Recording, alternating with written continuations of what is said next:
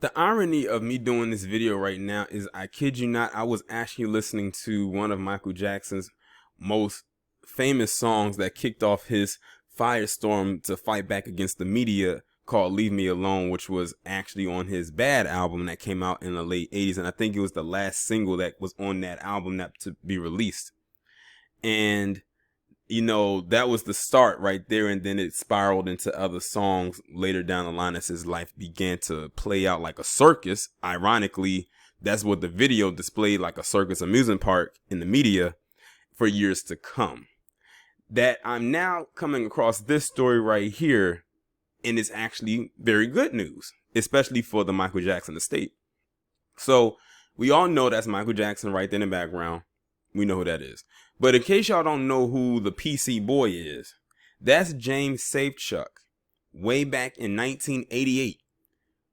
And James Safechuck and Wade Robson, they came out and they were trying to basically get some money out of Michael Jackson, just like everybody else has been trying for years.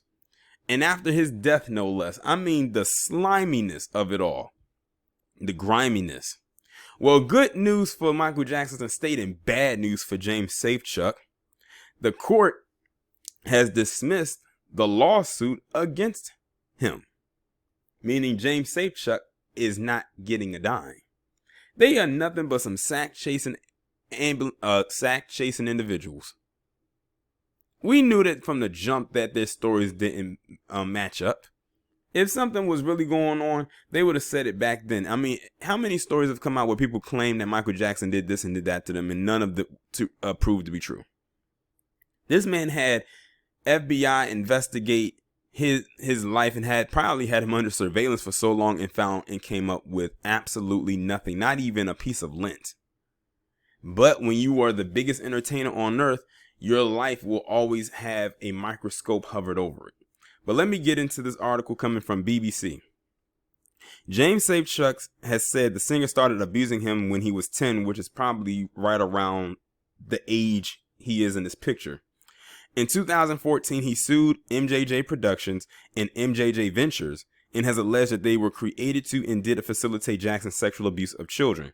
But the judge dismissed the case, saying the companies didn't have a duty of care for Mr. Safechuck.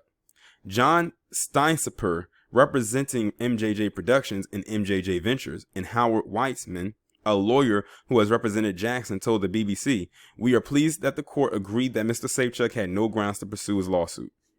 Mr. Safechuck was one of two men who accused the late pop star of abuse in last year's Leaving Neverland documentary.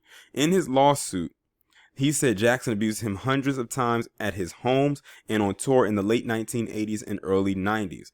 MJJ Productions and MJJ Ventures were set up by Jackson to run his career, but in the lawsuit it was claimed the thinly veiled covert second purpose of these businesses was to operate as a child sexual abuse operation, specifically designed to locate, attract, lure, and seduce child sexual abuse victims.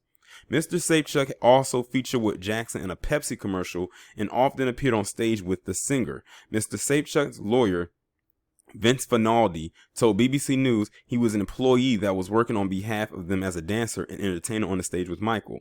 Because he was a minor and he was an employee working for them, they had a duty to protect him, and that's our argument.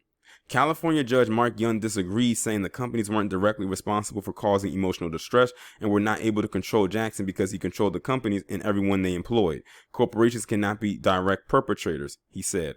Mr. Safechuck, who is seeking unspecified damages, will appeal, of course, and he most likely will lose that too. Jackson vehemently denied the abuse. Mr. Safechuck, a child at the time, reportedly gave a witness statement defending Jackson when allegations against the singer first emerged in 1993. The same thing that Wade Robson did years later when those second round of allegations came about in like the early 2000s. And of course, if you was around during that time, you knew how much of a media firestorm that was. And I think at that moment, that is what broke Michael Jackson. That's kind of what sent him into hiding for a little bit. And then he kind of reemerged out there for a little bit before his untimely passing. Mr. Finaldi is also representing Wade Robson, another liar, who appeared in Leaving Neverland 2 in a separate lawsuit, which is expected to reach trial next summer. I predict the same thing is going to happen with him. Leaving Neverland director Dan Reed is reportedly making a sequel about the pair's legal battles. Why? It was nothing in there but a bunch of lies. Again, greed, money. That's all it is at the end of the day. They're trying to milk this for as much as they possibly can. Mind you, Michael Jackson has been dead since 2009. He's been dead for over 11 years. It's crazy when you think about that, how fast time flies. Deadline reported on Wednesday that Jackson's companies had taken legal action against the filmmaker, as they should. As they should. Because it was filled with nothing but a bunch of lies. I didn't even have to watch it to know that. But anybody who did watch it said that it was completely false.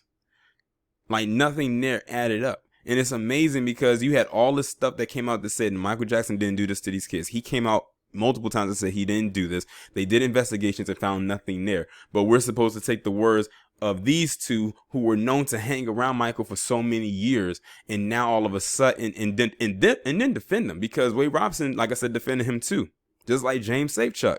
And now they're saying, oh, this and that happened to him. Like I said, this man has been dead for over 11 years.